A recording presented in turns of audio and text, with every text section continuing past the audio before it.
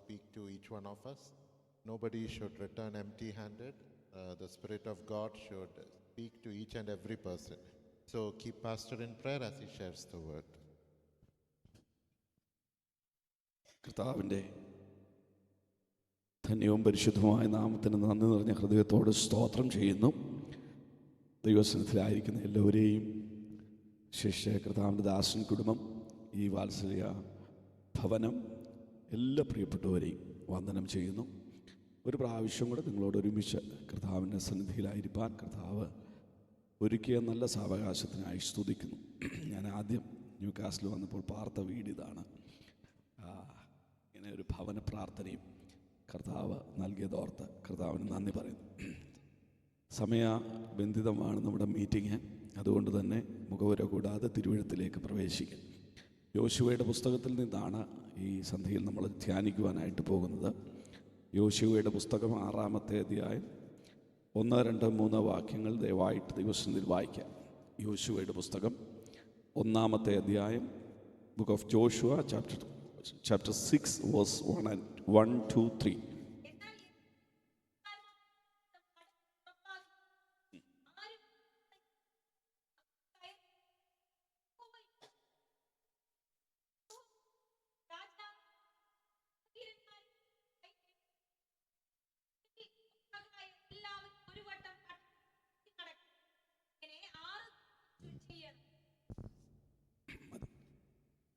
നമുക്ക് തുറന്ന് വായിക്കണം. ഒരു ചിന്തയും കൂടെ ആ ഭാഗം അത്രയും ധ്യാനിക്കാൻ പറ്റുമെങ്കിൽ നമുക്ക് ശ്രമിക്കാം. നമുക്ക് നല്ല പരിചിതമായ വേദഭാഗമാണ് യോശുവയുടെ പുസ്തകം 6-ാമത്തെ അധ്യായം. യോശുവയുടെ പുസ്തകം 6-ാമത്തെ അധ്യായം വായിച്ചു തുടങ്ങിയാൽ തന്നെ നമുക്കറിയാം എന്നാ പ്രസംഗിക്കാൻ പോകുന്നത്. എല്ലാവർക്കും അറിയാമല്ലോ. എന്നാ എരിഹോ മതിൽ നമ്മളെല്ലാവരും കൂടെ ചുറ്റി നടക്കുന്നു, ആർപ്പിടുന്നു, എരിഹോ മതിൽ തള്ളി താഴെ ഇടുന്നു. ഇത് പ്രസംഗിക്കാൻ തുടങ്ങിയ അന്ന് മുതൽ ഈ എരിഹോ മതിൽ തള്ളി താഴെ ഇട്ടുകൊണ്ടിരിക്കുക. അതുകൊണ്ട് മതിൽ താഴെ ഇടുന്ന പരിപാടി നമ്മളിന്ന് മാറ്റി വെക്കുകയാണ്. മതിൽ ഇന്ന് നമ്മൾ താഴെ ഇടുന്നില്ല. അതുകൊണ്ട് അതിനകത്തുനിന്ന് മറ്റൊരു സന്ദേശം നമുക്ക് ചിന്തിക്കാൻ ദൈവസന്നിധിയിൽ പ്രാർത്ഥനയോടെ ആയിരിക്കാം. ആ വേദഭാഗത്തെ നമ്മൾ ധ്യാനിക്കുവാൻ പോവുകയാണ്. അതിനകത്തൂടെ ദൈവം നമ്മോട് സംസാരിക്കണം. വളരെ പ്രാർത്ഥനയോടെ എന്നോട് ചേർന്ന് വരിക. ഇസ്രായേൽ മക്കൾ മിസ്രയീമിൽ നിന്ന് പുറപ്പെട്ട അനന്തരം മോശ അവരെ മരുഭൂമിയിൽ കൂടെ പാലും തേനും ഒഴുകുന്ന കനാനിലേക്ക് നടത്തുമ്പോൾ മോശ മരിക്കുന്നു. യോശുവയുടെ പുസ്തകം 1-ാമത്തെ അധ്യായം നമ്മൾ വായിക്കുമ്പോൾ എൻ്റെ ദാസനായ മോശ മരിച്ചു എന്നാണ് വായിക്കുന്നത്. അതിനുശേഷം മോശയുടെ കൈക്ക് വെള്ളമൊഴിച്ചവനായ യോശുവ ഇസ്രായേലിന് നായകനായി. അവർ യോശുവയുടെ നേതൃത്വത്തിൽ പാലും തേനും ഒഴുകുന്ന കനാനിലേക്കുള്ള യാത്രയിലാണ്. യാത്രയുടെ മുൻപാകെ അവർ നേരിട്ട ഒരു വലിയ പ്രതിസന്ധിയാണ് യെരിഹോവിൻ്റെ പ്രതിസന്ധി. ആ പ്രതിസന്ധി നേരിടുന്നതിന് മുൻപ് ദൈവം യോശുവയോട് പറയുന്ന വേദഭാഗമാണ് നമ്മൾ വായിച്ച വേദഭാഗത്തിൻ്റെ ആധാരം അല്ലെങ്കിൽ പശ്ചാത്തലം. ഇസ്രായേൽ മക്കളുടെ നിമിത്തം യെരിഹോവിനെ അടച്ച് ഉറപ്പാക്കിയിരുന്നു. ആരും അകത്ത് കയറിയില്ല, ആരും പുറത്തിറങ്ങിയുമില്ല. യഹോവ യോശുവയോട് എന്താണ് പറഞ്ഞത്? ഞാൻ യെരിഹോവിനെയും അതിലെ രാജാവിനെയും യുദ്ധവീരന്മാരെയും നിന്റെ കയ്യിൽ ഏൽപ്പിച്ചിരിക്കുന്നു. അപ്പോൾ ദൈവം വാഗ്ദത്തം പറഞ്ഞ യോശുവയോട് എന്താണ്? യെരിഹോവിനെ, അതിലെ യുദ്ധവീരന്മാരെ, അതിലെ രാജാവിനെ നിന്റെ കയ്യിൽ ഏൽപ്പിച്ചിരിക്കുക. ഏൽപ്പിച്ചിരിക്കുന്ന വിഷയം പ്രാപിക്കുവാൻ ചെല്ലുമ്പോൾ അത് പ്രാപിക്കുവാൻ കഴിയാതെ അതിനെ അടച്ചിട്ടേക്കുക. ദൈവം വളരെ സ്പെസിഫിക്കായിട്ട് പറഞ്ഞത് തരാമെന്നല്ല, തരാൻ ശ്രമിക്കാമെന്നൊന്നുമല്ല, തന്നിരിക്കുന്നെന്നാണ് അല്ലേ. ഇപ്പോൾ ഈ ദേശം യോശുവയുടെ കയ്യിലേക്ക് ദൈവം കൈമാറിയതാണ്. എന്നാൽ ദൈവം കൈമാറിയതിനെ പ്രാപിക്കാൻ കഴിയാതെ അവരുടെ മുമ്പിൽ എന്തോ കിടക്കുകയാണ്, വാതിലടഞ്ഞ് കിടക്കുക. ഇവിടെ നിന്നുകൊണ്ട് നമ്മളൊരു ചിന്ത ചോദിക്കാനുണ്ട്. ആരടച്ചു എന്നൊരു ചോദ്യം ചോദിക്കാം. ആര് അടച്ചു? യെരിഹോവിലെ ആ ഭരണ നേതൃത്വം അവരാണ് അടച്ചത്. ആ ഭാഗം വായിച്ച ക്ലിയറാണ്. അപ്പോൾ യെരിഹോവിലെ ഭരണ നേതൃത്വം എന്ന് പറഞ്ഞാൽ അതിന് നമ്മുടെ ഭാഷയിൽ ഇങ്ങനെ പറയാം, അതൊരു ഗവൺമെൻറ്റാണ് അല്ലേ, ഗവൺമെൻറ്റാണ്. അങ്ങനെയാണെങ്കിൽ വാഗ്ദത്തമുള്ള ദൈവജനത്തിൻ്റെ മുൻപിൽ ഗവൺമെൻറ്റുകൾ വഴി അടയ്ക്കുമോ? Price the Lord. നിങ്ങൾ ഉയർന്ന് ചിന്തിക്കണം. നമ്മളോടുള്ള ദൈവത്തിൻ്റെ ദൂത് അതിനകത്തുനിന്ന് പ്രാപിക്കണം. നമുക്കൊരു വാഗ്ദത്തമുണ്ട്. നിങ്ങൾ ഈ ദേശത്ത് വന്നത് ഒരു വാഗ്ദത്തമാണെന്ന് പലപ്പോഴും പറയാം, ഇല്ലേ? സ്തോത്രം. നമ്മൾ ഇവിടെ വരുമെന്ന് പറഞ്ഞുകൊണ്ടാണോ ജനിച്ചേ? അല്ല. പഠിക്കുന്ന സമയത്ത് പോലും ആ പഞ്ചായത്ത് വിടുമെന്ന് പോലും ചിന്തിച്ചതല്ല. Praise the lord. മോഡറേഷൻ മേടിച്ച് കയറിയവരുൾപ്പെടെ ഉണ്ട്. ഇപ്പം ഈ ജനറേഷനല്ല, ഞങ്ങളുടെ ജനറേഷനെ കുറിച്ചാണ് പറഞ്ഞത്. Price the Lord. 30 മാർക്ക് മേടിച്ച് ഒരു വിധത്തിൽ 210 മേടിച്ച് ഗ്ലോറി പറഞ്ഞവരില്ലയോ? പഞ്ചായത്ത് വിടുമെന്ന് ചിന്തിച്ചതല്ല. പക്ഷേ സൂര്യൻ അസ്തമിക്കാത്ത നാട്ടിൽ നമ്മൾ എത്തി. ഇവിടെ വന്നോണ്ടെയാണ് ഇവിടെ സൂര്യൻ ഇല്ലെന്ന് തന്നെ മനസ്സിലായത്. എന്താന്നേലും ബ്രിട്ടൻ എത്തി. ഗ്രേറ്റ് ബ്രിട്ടൻ സാമ്രാജ്യത്വങ്ങളിൽ, ലോക രാഷ്ട്രങ്ങളിൽ അടക്കി ഭരിച്ച ഒരു രാജ്യത്ത് നമ്മളെത്തി. നിങ്ങളോട് പറയുകയാണ്, ഇവിടെ ഇരിക്കുന്ന ഒരു സഹോദരനോട് പറയാം, നമ്മുടെ ജിബിൻ ബ്രദറിനോട് തന്നെയാണെന്ന് പറ. ജിബിൻ ബ്രദർ നല്ലൊരു സാക്ഷ്യം പറഞ്ഞു. Praise the lord. നമ്മുടെ സഭയ്ക്കൊരു സാറാമ്മച്ചിയെ ലഭിച്ചു എന്നുള്ളതാണ്. Praise the lord. ഓട്ടെ. ജിബിൻ ബ്രദറിനോട് പറയുകയാണ്, നിന്നെ ഞാൻ ബ്രിട്ടനിൽ വിടാം.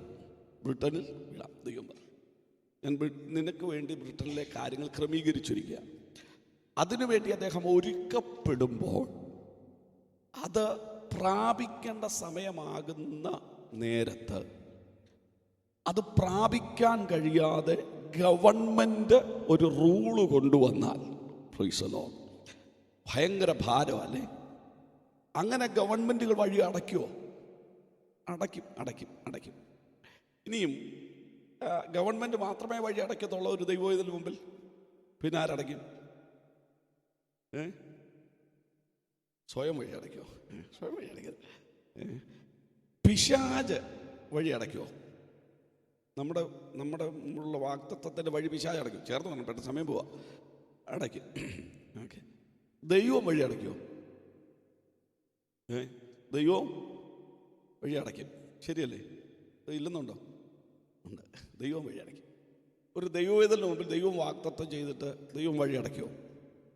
ഞാൻ ഇന്നലെ പറഞ്ഞു, രണ്ടാമതൊന്നുകൂടെ ചോദിച്ചാൽ നമുക്ക് കൺഫ്യൂഷൻ. ഓക്കെ. പിശാച് നമ്മുടെ മുമ്പിൽ വഴി അടയ്ക്കും. പിശാച് നമ്മുടെ മുമ്പിൽ വഴി അടച്ചാൽ പ്രാർത്ഥിച്ചാൽ മതി, ദൈവം വഴി തുറക്കും. എന്നാൽ ഗവൺമെൻറ്റുകൾ വഴി അടയ്ക്കുന്ന സമയങ്ങളുണ്ട്. ഇപ്പോൾ ഞാൻ പറയും, ഇവിടെ വളരെ പ്രതീക്ഷയോടെ ഇവിടെ വന്നുകൊണ്ടെയാണ് നമുക്കിവിടെ നിൽക്കാൻ പറ്റാത്ത നിയമം സുനക് കൊണ്ടുവച്ചത്. ഗവൺമെൻറ് വഴി അടച്ചു, ഇല്ലേ?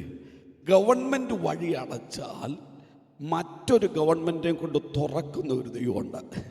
Price the lord. ഞാനതൊന്ന് തെളിയിക്കും. 2, ദൈവം വഴി അടച്ചാലോ? പിശാച് വഴി അടച്ചാൽ ദൈവം തുറക്കും. ഇനി ഗവൺമെൻറ് ആ വഴി അടയ്ക്കുന്നെങ്കിൽ മറ്റൊരു ഗവൺമെൻറ്റിനെ കൊണ്ട് ദൈവം വഴി അടച്ചാലോ? ശ്രോത്രം. ദൈവം വഴി അടച്ചാൽ ആ വഴി തുറക്കത്തില്ലെന്നല്ല, ആ ദൈവിക വഴി അടക്കലിൻ്റെ മുൻപിൽ വലിയ പ്രൊജക്റ്റുകൾ ഇറങ്ങി വരും. Price the Lord. ഹല്ലേലൂയ. അതാണ് ദൈവത്തിൻ്റെ വചനത്തിൻ്റെ പ്രത്യേകത. ഞാനൊന്ന് തെളിയിക്കാം. നിങ്ങൾ ഉൽപ്പത്തി പുസ്തകം 20-ാമത്തെ അധ്യായം 17-18 വാക്യം വായിച്ചേക്കുമ്പോൾ, ഉൽപ്പത്തി പുസ്തകം 20-ാമത്തെ അധ്യായം 17-18 വാക്യം വേഗത്തിൽ വായിക്കണം.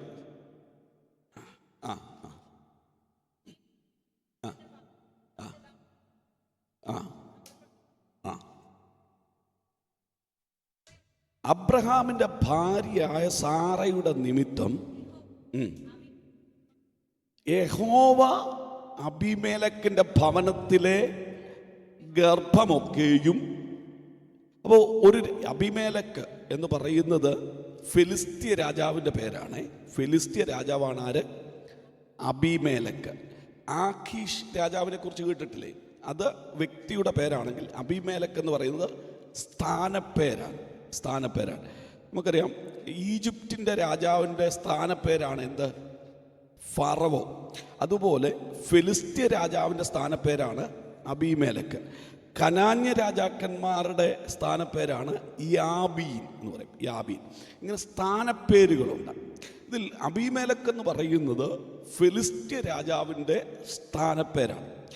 അബീമേലെക്കിൻ്റെ സകല കുടുംബങ്ങളുടെയും സ്ത്രീകളുടെ ഗർഭം ആരടച്ചു? യഹോവ അടച്ചു. എന്തിനാ ദൈവം ആ നിലയിൽ ഒരു അടവ് നടത്തിയത്? ആ നിലയിൽ ഗർഭം അടച്ചത് എന്തിനാണ്? ഇവിടെ വായിച്ചു തുടങ്ങിയതിനാണ്. അബ്രഹാം ദൈവത്തോട് അപേക്ഷിച്ചു. അപ്പോൾ ദൈവം അവർക്ക് തലമുറകളെ, ദൈവം വിളിച്ച അബ്രഹാമിന് മുന്നിൽ ദൈവം വെച്ച ഒരു കൃപാവരത്തിൻ്റെ ശുശ്രൂഷയുണ്ട്. ദൈവം അബ്രഹാമിന് പകർന്ന ആ കൃപാവരം വെളിപ്പെടാൻ വേണ്ടി ദൈവം ഒരു രാജ്യത്തെ സ്ത്രീകളുടെ ഗർഭത്തെ അടച്ചെന്ന്. അപ്പം എന്തായിരുന്നു ദൈവത്തിൻ്റെ പ്രൊജക്റ്റ്? അബ്രഹാമിലുള്ള കൃപാവരം പുറത്തു വരണം. ഹല്ലേലൂയ. ഇനി മറ്റൊരു ചിന്ത കൂടെ പറയാം. ഈ ശമൂവേൽ പ്രവചന പുസ്തകം 1-ാമത്തെ അധ്യായം 5-6 വാക്യങ്ങളിലേക്ക് വരുമ്പോൾ യഹോവ എന്താ പറയുന്നത്, ഹന്നയുടെ ഗർഭം യഹോവ അല്ലേ? വായിച്ചോ 5-ാമത്തെ വാക്യം വായിച്ചു. 1 ശമൂവേൽ 5-ാമത്തെ വാക്യം 1:5 5ന്റെ അവസാനം മതി. യഹോവ അവളുടെ ഗർഭം. എന്തിനാ? ഹന്ന നന്നായി പ്രാർത്ഥിക്കുന്ന ഒരു പെങ്കൊച്ച അല്ലേ? നന്നായി പ്രാർത്ഥിക്കുന്ന ഒരു കൊച്ചിൻ്റെ ജീവിതത്തിൽ ഇത്രയും കൈപ്പേറിയ ഒരു നിലവാരം, അവളുടെ ഗർഭം അടച്ചുകൊണ്ട് അവളെ സകലരും അവളുടെ കുടുംബത്തിനകത്ത് പെനീനയും കുത്തി നോവിക്കത്തക്ക നിലയിൽ. നിങ്ങൾ അറിയണം, ആ സാഹചര്യം എന്ന് പറയുന്നത് ചെറുതല്ല, ആണോ? പക്ഷെ എനിക്ക് ആ മനുഷ്യനെയാണ് ഇഷ്ടം. എൽക്കാനെന്ന് പറഞ്ഞ അപ്പച്ചനുണ്ടല്ലോ, ആ അച്ചായൻ, അവൻ പറയുന്നൊരു പദമുണ്ട്, എന്തിനാടി നിനക്ക് 10 പുത്രന്മാർ, ഞാൻ പോരെ? അങ്ങനെ ഒരു ചോദ്യം ചോദിക്കാൻ നമുക്ക് പറ്റുമോ? ഞാൻ വിടുന്നു. ശ്രദ്ധിച്ച് നിങ്ങളുടെ ധ്യാനത്തിന് വിടുക. അപ്പോൾ ഈ അമ്മച്ചി, ഈ സഹോദരിയുടെ ഗർഭത്തെ ദൈവം എന്ത് ചെയ്തു? നന്നായി പ്രാർത്ഥിക്കുന്നവളല്ലേ ഹന്ന? പെനീനേക്കായി വിശ്വാസമുള്ളവളല്ലേ ഹന്ന? ഇനി ദൈവത്തിനു വേണ്ടി ഇവളെന്തിനാ ഒരു കൊച്ചിന് വേണ്ടി കാര്യം? നമുക്ക് വേണ്ടിയാണോ? ആണോ? അല്ല. പകരം ആർക്ക് വേണ്ടിയാ? നീ എനിക്കൊരു ബാലനെ തന്നാൽ ഞാൻ ദൈവത്തിന് കൊടുത്തേക്കാം. അതിനൊരു പശ്ചാത്തലമുണ്ട്. നിങ്ങൾ ശമൂവേൽ പ്രവചന പുസ്തകം പഠിക്കുമ്പോൾ അക്കാലത്തെ മഹാപുരോഹിതന് ഏലിയുടെ കണ്ണ് കാഴ്ചപ്പാട് നഷ്ടപ്പെട്ടതിനെ അത് കാണിക്കുന്നത്. അന്നത്തെ പുരോഹിതന്റെ കാഴ്ചപ്പാട് നഷ്ടപ്പെട്ടു. വചനം ദുർലഭമാണ്. ഏലിയുടെ മക്കൾ ആലയത്തിനകത്ത് പാപം ചെയ്യുകയാ. അതിനെ വിലക്കാൻ കഴിയാതെ തകർന്നു പോയ ഒരു മഹാപുരോഹിതനും ആ കാലഘട്ടത്തിൽ ദൈവകൃപ നഷ്ടപ്പെടുത്തുന്ന ഒരു തലമുറയും. അത് കണ്ടപ്പോൾ ദൈവത്തിനു വേണ്ടി നിൽക്കാൻ ആരുമില്ലല്ലോ എന്നുള്ള വലിയ ഭാരം അവിടെ ഉള്ളിൽ കയറിയിട്ടാണ് ഇവിടെ കരയുന്നത്. നീ എനിക്കൊരു കൊച്ചിനെ തന്നാൽ ഞാൻ എന്ത് ചെയ്തോളാം? അപ്പൊ അവക്ക് വേണ്ടിയല്ല, ദൈവത്തിനു വേണ്ടി നിൽക്കുന്നവളാണ് ആര്? ഹന്ന. ഇനിയും പ്രാർത്ഥിക്കുന്നവളല്ലേ? ഹല്ലേലൂയ. ആലയത്തിനകത്ത് ആലയത്തിനകത്തു ചെന്നാൽ പുരോഹിതൻ പറയുന്നതിന് ഇവളോട് നിന്റെ കെട്ടിറങ്ങട്ടെ. നിന്റെ കെട്ടിറങ്ങട്ടെ എന്ന് പറഞ്ഞാൽ അർത്ഥം നീ അത്യാവശ്യം അടിച്ചിട്ടുണ്ടെന്ന് നിന്നെ കണ്ടാലേ. ഒരു ദേവദാസൻ പറഞ്ഞത് ഇങ്ങനെയാണ്, ഏലിക്ക് അത് മനസ്സിലായില്ല. അവളുടെ മനോവേദന, അവളുടെ മനോവ്യസനം കാരണം ചുണ്ടനങ്ങിയതേ ഉള്ളൂ അല്ലേ? ഹല്ലേലൂയ. ഏലിക്കത് മനസ്സിലായില്ല, പക്ഷെ ഏലോഹിമിന് മനസ്സിലായിരുന്നു. ഹല്ലേലൂയ. ഞാൻ വിടുന്നു. അങ്ങനെയാണെങ്കിൽ ഭക്തയായ ഈ മകൾ, ഈ സഹോദരി, ദൈവത്തിനു വേണ്ടി നിൽക്കാൻ ശ്രമിക്കുന്ന ഇവൾ, ദൈവത്തിൻ്റെ ആലയത്തിൻ്റെ തകർച്ച കണ്ട് പ്രാർത്ഥിക്കുന്ന ഹന്ന, അവളുടെ ഗർഭത്തെയാണ് ആരടച്ചത്? ദൈവം അടച്ചത്. അപ്പോ എന്തിനാ അങ്ങനെ ചെയ്തത്? പെനീനയ്ക്ക് കുത്താനാണോ? അല്ല. പിന്നെ ഇവളെ ഈ നിന്നെ കേൾപ്പിച്ചു കൊടുത്തത് എന്തിനാണ്? നമ്മൾ വേദപുസ്തക ചരിത്രം പഠിക്കുമ്പോൾ കാണുന്നത് ഇങ്ങനെയാണ്: 40 വർഷത്തേക്ക് ദാൻ മുതൽ ബേർശേബ വരെ പ്രവചിച്ചു നടക്കേണ്ടതിന് ഒരു വിശ്വസ്ത പ്രവാചകനെയും ഒരു ന്യായാധിപനെയും ചരിത്രത്തിൽ ഇറക്കി വിടാൻ ഒരുവളുടെ ഗർഭത്തെ ദൈവം അടയ്ക്കുകയാണ്. ഹല്ലേലൂയ. നിങ്ങൾക്കറിയാമോ, ഒരു ചരിത്രത്തിൽ 40 വർഷം ഒരു വിശ്വസ്ത പ്രവാചകനെ ലഭിക്കാൻ, ഹല്ലേലൂയ, ഒരു പ്രവാചകനെ ലഭിക്കാൻ പ്രാർത്ഥിക്കുന്നവരുടെ വഴി അടച്ച ദൈവത്തിന്റെ പ്രൊജക്റ്റ് ഈ രാത്രി ദൈവമക്കൾ അറിയണം. ഇന്ന് രാത്രി ഞാൻ ദൈവമക്കളോട് ഇങ്ങനെ ദൂത് പറയാം. എൻ്റെ മുഴുവൻ ശരീരത്തിലും ദൈവ സാന്നിധ്യം അനുഭവിച്ചുകൊണ്ടാണ് ഞാൻ ഈ ദൂത് പറയുന്നത്. നിങ്ങളുടെ വഴി അടയുന്നെങ്കിൽ, നിങ്ങളുടെ പ്രാർത്ഥനകൾക്ക് മറുപടി കിട്ടാതെ പോകുന്നെങ്കിൽ, നിങ്ങളുടെ മുമ്പിൽ ജീവിതത്തിന് പ്രതിസന്ധികൾ അനുഭവിക്കുന്നെങ്കിൽ, ഈ തലമുറയിൽ നീ ദൈവസന്നിധി സ്തോത്രം ചെയ്തുകൊണ്ട് പറയണം, ഇതിനകത്തൊരു ദൈവിക പ്രൊജക്റ്റ് വെളിപ്പെടാൻ പോകുകയാണ്. ഹല്ലേലൂയ. എൻ്റെ വഴി അടഞ്ഞത്, എൻ്റെ പ്രാർത്ഥനകൾക്ക് മറുപടി ബ്ലോക്കായത്, എൻ്റെ ജീവിതത്തിൻ്റെ കണ്ണുനീര് അവൻ്റെ അനുഭവങ്ങൾ വെളിപ്പെട്ടത്, എൻ്റെ ജീവിതത്തിൽ തകർച്ചകൾ ദൈവം അനുവദിച്ചത് എന്നെ ഇല്ലായ്മ ചെയ്യാനല്ല, ചരിത്രത്തിൻ്റെ ഭാഗമായി ദൈവത്തിനൊരു പ്രൊജക്റ്റ് നൽകാൻ, എന്നെ തകർക്കാൻ, ഹല്ലേലൂയ, ദൈവത്തിന് തിരുമനസ്സായി. ഹല്ലേലൂയ. പാട്ടുകാരൻ പാടുന്നതിന് എന്നെ തകർത്തിയിടാൻ താതൻ ഇഷ്ടമെങ്കിൽ തൻ ഹിതം എന്നിൽ സമ്പൂർണമാകട്ടെ. ഇന്ന് രാത്രി ദൈവമക്കളുടെ പ്രാർത്ഥന ഏതാകണം? നിങ്ങളുടെ പ്രാർത്ഥനയ്ക്ക് മറുപടി കിട്ടാതെ പോയാൽ, നിങ്ങളുടെ യാതനകൾക്ക്, നിങ്ങളുടെ കണ്ണുനീരുകൾക്ക് ഒരു പക്ഷേ മറുപടി കിട്ടാതെ പോയാൽ, വഴികൾ തുറക്കാതിരുന്നാൽ, വാതിലുകൾ തുറക്കാതിരുന്നാൽ, ഇന്ന് പകൽ നിന്നെ ദൈവം കൈവിട്ടല്ലെന്നല്ല അതിൻ്റെ അർത്ഥം, നിന്നെ ദൈവം തള്ളിക്കളഞ്ഞെന്നല്ല അതിൻ്റെ അർത്ഥം, നിന്റെ പ്രാർത്ഥന ദൈവം കേട്ടില്ലെന്നല്ല അതിൻ്റെ അർത്ഥം. അതിൻ്റെ പിറകിൽ ഒരു ദൈവിക പ്രോജക്റ്റ് ചരിത്രത്തിലേക്ക് നിന്നിൽ നിന്ന് വെളിപ്പെട്ടു വരാൻ ദൈവം പദ്ധതിയിടുകയാ. ഇന്ന് രാത്രി കരമുയർത്തി പറയട്ടെ, എന്നെ തകർത്തത്, എന്നെ ഉടച്ചത്, എന്നെ ഹല്ലേലൂയ കണ്ണുനീരിന്റെ കയത്തിലേക്ക് ദൈവം തള്ളിക്കളഞ്ഞത്, അവൻ എൻ്റെ അവസാനം കുറിക്കാനാണെന്ന് സാഹചര്യങ്ങൾ മുഴുവൻ എന്നോട് പറഞ്ഞെന്നാൽ അതെന്നെ തകർക്കാനല്ല. ദൈവത്തിനൊരു വിശ്വസ്ത പ്രവാചകനെ,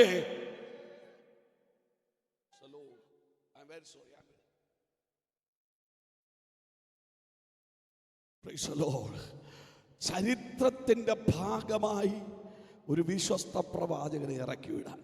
അപ്പൊ ദൈവം നമ്മുടെ വഴി അടച്ചാൽ, ദൈവം നമ്മളെ തകർക്കാൻ ഏൽപ്പിച്ചാൽ, അതിന്റെ പിന്നിൽ എന്നോ വരും, പ്രൊജക്റ്റുകൾ ഇറങ്ങി വരും. ദൈവമാണ് വഴി അടയ്ക്കുന്നതൊക്കെ സ്തോത്രം ചെയ്തുകൊണ്ടിരുന്നാൽ മതി. ചരിത്രം കണ്ടിട്ടില്ലാത്ത വിടുതലുകൾ വെളിപ്പെടും. ഇത് ഗവൺമെന്റുകൾ വഴി അടച്ചാലും, ഗവൺമെന്റ് വഴി അടച്ചാൽ ദൈവം മറ്റൊരു ഗവൺമെന്റിനെ എഴുന്നേൽപ്പിക്കും. നിങ്ങൾ ശ്രദ്ധിച്ചേ, ഒരു തെളിവ് പറയാം. യെശയ്യാ പ്രവചന പുസ്തകം 45-ാമത്തെ അധ്യായം 1 മുതൽ വാക്യം വായിക്കുമ്പോൾ, യെശയ്യാ 45-ന്റെ 1 മുതൽ വായിച്ചേ.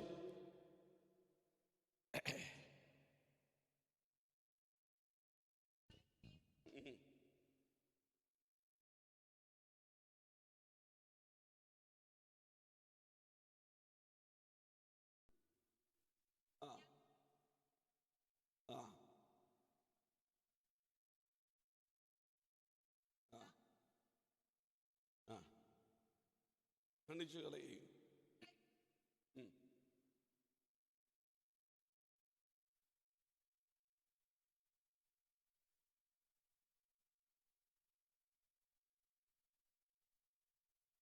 എനിക്കതൊക്കെ വിശദീകരിക്കാനേ മണിക്കൂറുകൾ വേണം. ഞാൻ ഒറ്റ വാക്ക് പറയാം. യഹോവ തൻ്റെ അഭിഷിക്തനായ കോരശിനോട് ഇപ്രകാരം അരുളി ചെയ്തു: ഞാൻ നിന്റെ വലങ്കൈ പിടിച്ചിരിക്കുന്നു. ജാതികളെ കീഴടക്കി രാജാക്കന്മാരെ അരക്കച്ചകളെ അഴിക്കേണ്ടതിനും കതകുകൾ അവന് തുറന്നിരിക്കേണ്ടതിനും വാതിലുകൾ അടയാതിരിക്കേണ്ടതിനും ഞാൻ അവൻ്റെ വലങ്കൈ പിടിച്ചിരിക്കുന്നു. അവിടെ എന്താ അങ്ങനെ എഴുതിയിരിക്കുന്നത്? കതകുകൾ തുറന്നിരിക്കേണ്ടതിനും വാതിലുകൾ, ഇതാണ് കതകും വാതിലും. കതകും വാതിലും. ഇംഗ്ലീഷ് ബൈബിൾ വായിക്കുമ്പോൾ എഴുതിയിരിക്കുന്നത് ഡോർസ് ആൻഡ് ഗേറ്റ്സ് എന്നാണ്. Doors and Gates. അവിടെ നമ്മൾ പഠിക്കേണ്ട ഒരു കാര്യമുണ്ട്. അത് മനസ്സിലാകണമെങ്കിൽ നമുക്ക് കതകും വാതിലും എന്ന് പറഞ്ഞാൽ നമ്മുടെ പച്ച മലയാളത്തിൽ ഒന്ന് തന്നെയാണ്. ഇതിന് കതകെന്നും നമ്മൾ പറയും, വാതിലെന്നും പറയും, ഇല്ലേ? പക്ഷേ അവിടെ എഴുതിയിരിക്കുന്ന ഇംഗ്ലീഷ് പദം ഡോർസ് ആൻഡ് ഗേറ്റ്സ് എന്നാണെങ്കിൽ അതിൻ്റെ പിന്നിലൊരു പശ്ചാത്തലമുണ്ട്. അത് പഠിക്കണം. നമുക്കറിയാം, ബാബിലോണിയ സാമ്രാജ്യത്വം, അല്ലേ? ലോക ചരിത്രത്തിലെ ഒന്നാമത്തെ സാമ്രാജ്യത്വ ശക്തിയാണ് ബാബിലോൺ. ബാബിലോണിലെ രാജാവിൻ്റെ കൊട്ടാരം യൂഫ്രട്ടീസ് നദിയുടെ കരയിൽ പണിതുയർത്തിയ ബാബിലോണിയ കൊട്ടാരത്തിനു ചുറ്റും 360 അടി പൊക്കമുള്ള ഒരു വലിയ മതിലുണ്ട്. 60 മൈൽ ചുറ്റളവിൽ 360 അടി പൊക്കത്തിൽ പണിത ഒരു മതിൽ. അതിൻ്റെ അടിവശത്തെ വീതി മാത്രം 80 അടിയും മുകളിലത്തെ വീതി 60 അടിയുമാണ്. അങ്ങനെ ഒരു വലിയ മതിൽ. ആ മതിലിനകത്ത് നിരീക്ഷണ ക്യാമറകൾ എന്ന് പറയത്തക്കത്, ഇന്നത്തെ ഭാഷയാണ് ഉപയോഗിച്ചത്, ദൂരത്തു നിന്ന് ശത്രു വരുമ്പോൾ കാണുവാൻ തക്ക നിലയിലുള്ള വിശേഷമായ ലെൻസുകൾ ഉപയോഗിച്ച് ആ മതിലിനെ സെറ്റ് ചെയ്തേക്കുക. ഈ 60 മൈൽ ചുറ്റളവുള്ള ഈ മതിൽ ചെന്നു ചേരുന്ന സ്ഥലത്ത് 3 വലിയ താമര ഗേറ്റുകളാണ്. ഈ താമര ഗേറ്റുകൾ പുറത്തുനിന്ന് തള്ളിയാൽ തുറക്കില്ല. പുറത്തുനിന്ന് തള്ളിയാൽ എന്ത് ചെയ്തില്ല? തുറക്കത്തില്ല. അകത്തുനിന്ന് വലിച്ചു തുറക്കണം. അകത്തുനിന്ന് വലിച്ചാൽ തുറക്കത്തക്ക നിലയിലാണ് അതിനെ ക്രമീകരിച്ചിട്ടുള്ളത്. അത് മനുഷ്യൻ വലിച്ചാൽ തുറക്കത്തില്ല, പകരം ആനകളാണ് വലിച്ചു തുറക്കുന്നത്. അത്രയ്ക്ക് സ്ട്രോങ്. അതിനെ ഇരുമ്പ് ഓടാമ്പൽ കൊണ്ട് ബന്ധിക്കുക. 3 താമര ഗേറ്റുകൾ. അതിനകത്തേക്ക് കയറിയാൽ 250 അടി പൊക്കമുള്ള മറ്റൊരു വൻമതിലുണ്ട്. ആ മതിലിനകത്ത് 120 കതകുകളാണ്. ആ കതകും അകത്തുനിന്ന് തുറക്കുന്നതാണ്. ഒരു സമയത്ത് ഒരെണ്ണേ തുറക്കും. ഏത് തുറക്കും, എപ്പോൾ തുറക്കും എന്ന് പറയാൻ പറ്റുകയില്ല. മനസ്സിലാവുന്നോ? ഇതാണ് ഡോർസ് ആൻഡ് ഗേറ്റ്സ്. 3 താമര ഗേറ്റുകൾ. അകത്തേക്ക് കയറിയാൽ അകത്തെ മതിലിൽ 120 കതകൾ. ഇപ്പൊ മനസ്സിലായോ? Doors and Gates. ഇനി ഈ മതിലുകളെ തമ്മിൽ കളങ്ങളായി തിരിച്ച്, കോൺക്രീറ്റ് കൊണ്ടോ ഇഷ്ടിക കൊണ്ടോ ഒക്കെ കളങ്ങളായി തിരിച്ചിട്ട് യൂഫ്രട്ടീസ് നദിയിലെ വെള്ളം അതിനകത്ത് നിറച്ചിട്ടേക്ക്. 2 മതിലിൻ്റെയും ഇടയ്ക്ക് അതിനകത്ത് വലിയ മുതലകളെ ഇട്ടേക്കുക. എന്തിനാണെന്നറിയാമോ? ഒരു വ്യക്തി പോലും പുറത്തുനിന്ന് അകത്തോട്ട് കയറരുത്. ഹല്ലേലൂയ. പുറത്തുനിന്ന് ആരും അകത്തോട്ട് കയറാത്ത സംവിധാനമാണ് ബാബിലോണിയ കൊട്ടാരത്തിൻ്റെ സംവിധാനം. ആ 2 മതിലുകളുടെ അകത്ത് ഈ മുതലകളെയൊക്കെ സെറ്റ് ചെയ്ത്, മുതലക്കുളങ്ങൾ സെറ്റ് ചെയ്ത് അതിനകത്തേക്ക് ചെന്നാൽ 250 പൊക്കമുള്ള ആ രണ്ടാമത്തെ മതിലിനകത്ത് കയറിയാൽ 120 കതകിൽ ഏതെങ്കിലും ഒരു സമയത്ത് ഒരെണ്ണേ തുറക്കൂ. ആരേത് തുറക്കുമെന്ന് പറയാൻ പറ്റില്ല. അത് അവിടെ നിശ്ചയിക്കപ്പെട്ട വ്യക്തികളാണ് തുറക്കുന്നത്. ഇനി അത് കഴിഞ്ഞ് അകത്തേക്ക് കയറിയാലാണ് ബാബിലോണിയ കൊട്ടാരം. ഈ ബാബിലോണിയ കൊട്ടാരത്തിൻ്റെ പിന്നിലാണ് ബാബിലോണിയ ക്ഷേത്രം. ആ ക്ഷേത്രത്തിൻ്റെ അണ്ടർഗ്രൗണ്ടിലാണ് യെരുശലേം വക ആലയത്തിൽ നിന്ന് നെബൂഖദ്നേസർ എടുത്തുകൊണ്ട് പോയ യെരുശലേം വക ഉപകരണങ്ങൾ, പാനപാത്രങ്ങൾ. നമുക്കറിയാം, ബെൽഷസറിൻ്റെ കാലത്ത് പാനപാത്രം വീഞ്ഞു കുടിക്കാൻ ഉപയോഗിച്ചില്ലേ? അത് കൊണ്ടുപോയി മറച്ചു വെച്ചത് ആ ബാബിലോണിയ ക്ഷേത്രത്തിന് ഇരുട്ടറയിലാണ്. അവിടെയാണ് യഹൂദന്മാർ ട്രഷറി കൊണ്ടുപോയി ഒളിച്ചു വെച്ചേക്കുന്നത്.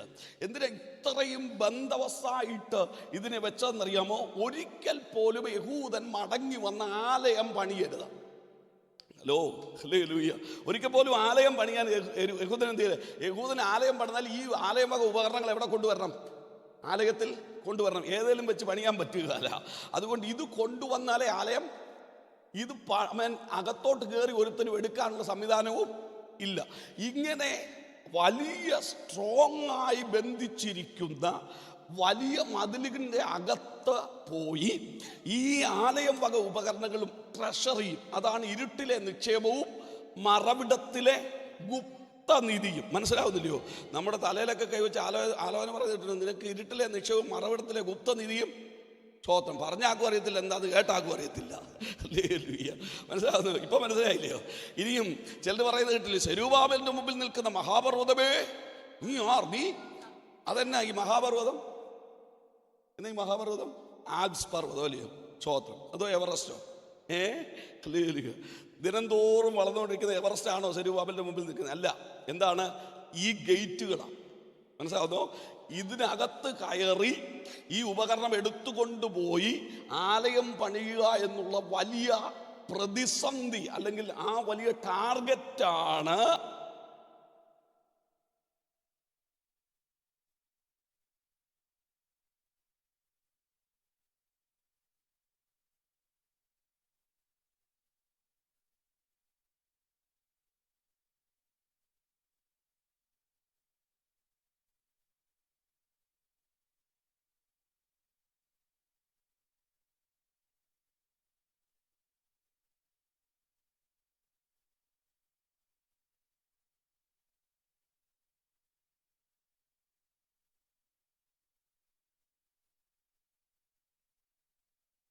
4-5 വാക്യം. സ്തോത്രം, സ്തോത്രം, ഹല്ലേലൂയ. ആ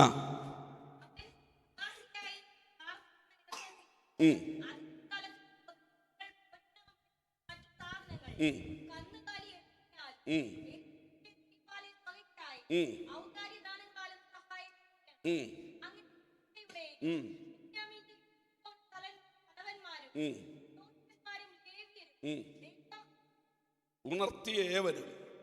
ആ വായിച്ചോ, വെട്ടം കുറവാതുണ്ട. സ്തോത്രം, സ്തോത്രം, വായിച്ചോ. വെട്ടത്തോ ഉള്ളവർ വായിച്ചോ. ആർക്ക്? ആ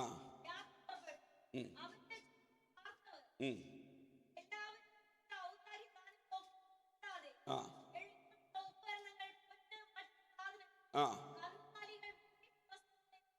ആ ആ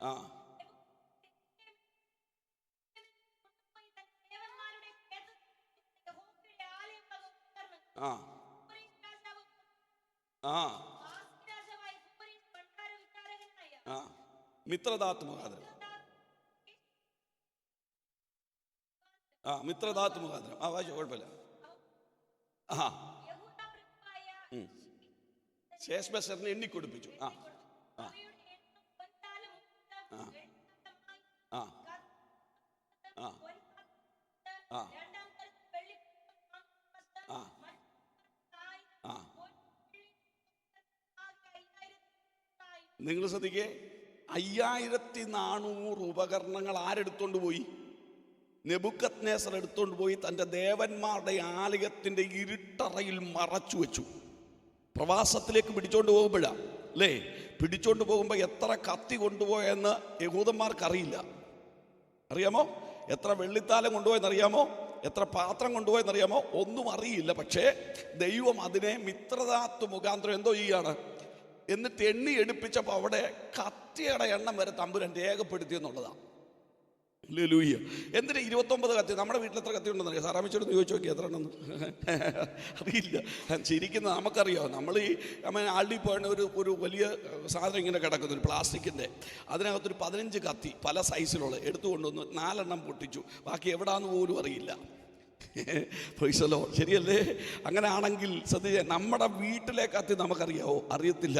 അങ്ങനെ ആണെങ്കിൽ പ്രവാസത്തിലേക്ക് ശത്രു വന്ന് അവരെക്കെതിരെ യുദ്ധം ചെയ്ത് അവരെ പിടിച്ച് പ്രവാസത്തിലേക്ക് കൊണ്ടുപോകുമ്പോൾ എൻ്റെ വീട്ടിലെ കത്തി എത്ര പോയെന്ന് എണ്ണാനുള്ള സമയമൊന്നുമില്ല എന്ന് പറഞ്ഞാൽ ഇവർക്കറിയില്ല ഇവരുടെ നഷ്ടം എത്രയാണെന്ന്. പക്ഷേ തിരിച്ചെടുപ്പിക്കുന്ന സമയത്ത് ദൈവം പറയും അതിന് എണ്ണമെടുക്കണം. എന്താണെന്നറിയാമോ? നഷ്ടപ്പെട്ടവ ദൈവ പൈതലിനെ അറിയത്തില്ല അവൻ്റെ നഷ്ടം എത്രയാണെന്ന്. ശത്രു അവൻ എടുത്തത് എന്താണെന്ന് അവൻ അറിയാതിരിക്കുമ്പോൾ അവനെ വിളിച്ചവന്, അവനെ ഉണ്ടാക്കിയവന് അവൻ്റെ നഷ്ടം അറിയാം. ഇന്ന് പകലിൽ ആ നഷ്ടമറിഞ്ഞിട്ട് അനങ്ങാതിരിക്കുന്നവനല്ല ദൈവം.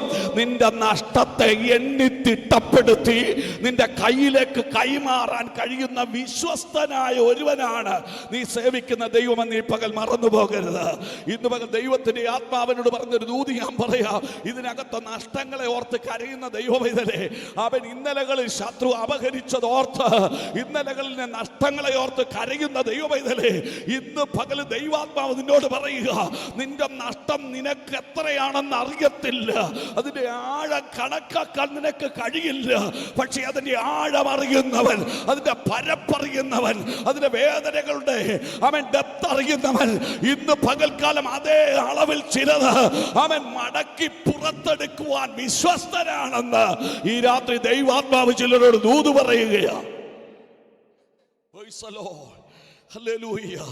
ഈ പകൽ ദൈവാത്മാവ് പറയുന്ന ദൂത് കേട്ടോ ദൈവമേ, ദൈവം ചിലത് എണ്ണി പുറത്തെടുക്കാൻ പോവുകയാ. ശത്രു അപഹരിച്ചത് ചിലത് ദൈവം എണ്ണം പറഞ്ഞ് അവൻ ശത്രുവിന്റെ കയ്യിൽ നിന്ന് അവൻ മടക്കിയെടുക്കാൻ കരം ചലിപ്പിക്കുന്ന ദൈവമാണെന്ന് ഇന്ന് രാത്രി ആത്മാവ് ദൂത് പറയുമ്പോ അതിനോട് ആമേൻ പറയാൻ എത്ര പേരുണ്ട്? നിന്റെ നഷ്ടത്തെ ഓർത്തു നീ കരയണ്ട. നഷ്ടങ്ങളെ ലാഭമാക്കാൻ കഴിയുന്ന ഞാനൊരു വചന വെളിപ്പാട് പറയാം. ദൈവം സൃഷ്ടിച്ച മകനാണ്, ദൈവത്തിന്റെ മകനാണ് ആദാം, അല്ലേ? ആദാം ദൈവത്തിന്റെ മകൻ. അവന്റെ നഷ്ടം എന്നാന്നറിയാമോ? ആദാമിന്റെ നഷ്ടം എന്നാ? ഏതനാണ് മാനുഷികമായി ശ്രദ്ധിച്ചാൽ ഏതന് അവൻ നഷ്ടപ്പെടുത്തിട്ടോ എന്ന് ചോദിച്ചാൽ ഏതൻ നഷ്ടപ്പെട്ടിട്ടുണ്ട്. പക്ഷെ ഏതനേക്കാൾ ഒരു നഷ്ടം അവനെ അലട്ടുന്നത് എന്താ? ആണോ? അവന് പാപനിമിത്തം അവൻ്റെ കയ്യിൽ നിന്ന് 7 വിധ അനുഗ്രഹങ്ങൾ പോയി. മനുഷ്യനെ ദൈവം സൃഷ്ടിച്ചപ്പോൾ 7 വിധ അനുഗ്രഹങ്ങളായിരുന്നു. 1 ദൈവത്തിൻ്റെ സാദൃശ്യം, 2 ദൈവത്തിൻ്റെ സ്വരൂപം, 3 നിത്യജീവൻ, 4 അദ്രവത്വം, 5 വാഴ്ച, 6 കൂട്ടായ്മ, 7 തേജസ്. ഇങ്ങനെ 7 വിധ അനുഗ്രഹങ്ങളാണ് ദൈവം മനുഷ്യനെ സൃഷ്ടിച്ചത്. പാപനിമിത്തം അത് 7 നഷ്ടപ്പെട്ടു. ശ്രദ്ധിച്ചേ, അതാണോ അവനെ അലട്ടുന്നത്? അല്ല. നിങ്ങൾ അവനെ തോട്ടത്തിൽ നിന്ന് പുറത്താക്കി ആദാം ഹവ്വയെ പരിഗ്രഹിച്ചു. അവർക്ക് 2 കുഞ്ഞുങ്ങളുണ്ടായി. എന്നാ കുഞ്ഞുങ്ങളുണ്ടായ? 2 കുഞ്ഞുങ്ങളുണ്ടായപ്പോൾ അതിൽ ഒരുവനെ കൊന്നു. അന്ന് മുതൽ അപ്പൻ്റെ വേദന എന്താ അറിയാമോ? എന്താ അവൻ്റെ വേദന? നഷ്ടപ്പെട്ട മകനെ ഓർത്ത. ശരിയല്ലേ?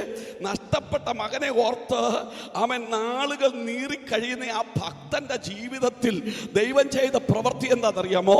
4-ാമത്തെ അധ്യായത്തിന് ഒടുവിലത്തെ വാക്യത്തിലേക്ക് വരുമ്പോൾ ആദാമിന് പിന്നെയും ഒരു മകനെ കിട്ടി. അവൻ്റെ പേര് ശേത്ത്. നിങ്ങൾ ആ വാക്യം ഒന്ന് വായിക്കണം. ഒന്ന് വായിച്ചേ. ഹല്ലേലൂയ.